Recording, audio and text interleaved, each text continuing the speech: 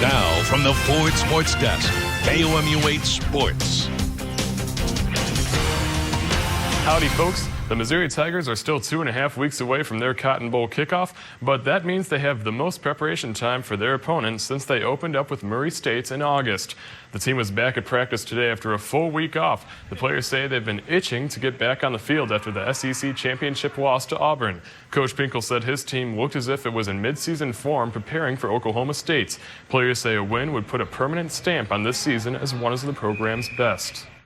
We're going to have, one of the most winning records. I mean, that stands alone. But, it's just, the team, how we did it. I mean, coming off the season that we had last year, coming off of, losing all the seniors, the great seniors that we had last year, and just, taking that, that next step of, of leadership and, bringing this team so far. And, we only won 5 games last year and completely turning that around. And that's going to be the main thing is just we were the kind of the team that got us back on track. 12 wins is a big deal. We want to go down in history. And I think just to put an exclamation point on the season, you have to win the last game. And I think if we don't, then we failed ourselves. And I think definitely my goal is to win 12 games. Mizzou's used to, having, 9, 10 win seasons and things like that. And for these last, 5 years, things like that. So, getting back to that is what was the main, importance for us, and we did that. The Missouri women's basketball team took on the Belmont Bruins last night, trying to improve to 7-0 at home this season. This game went back and forth early in the first half. Here, Belmont's Frankie Jorban drives and lays one up and good. Bruins lead 11-7 at that point. Morgan I hits a 3 here, though, for Mizzou. I was one of 4 Tigers in double figures for this game.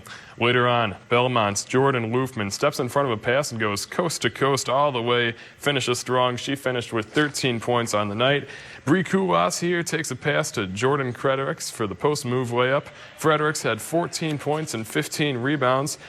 And Bree Kulas drives to the lane, top of the key bucket, and the foul. Kulas ties a career high with 27, and the Tigers win 82-70. The Missouri men's team moved to 23rd in the AP polls after the Tigers prepare for the bragging rights game this weekend in St. Louis. It was an ugly 6-point victory over Western Michigan Sunday night, and Coach Frank Haith and the Tigers say they'll know it'll take a better rebounding and ball control effort to beat the Illini.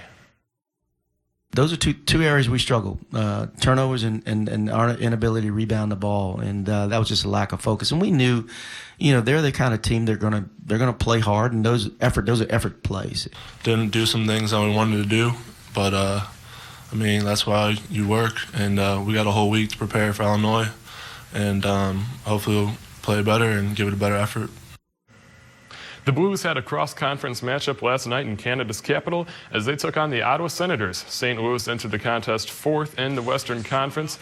Here in the second, the Blues down 1-0. Senators can't clear the puck, and T.J. Oshie passes to Steen. But what a save by Robin Lehner as he dives across the crease to get that left pad on it.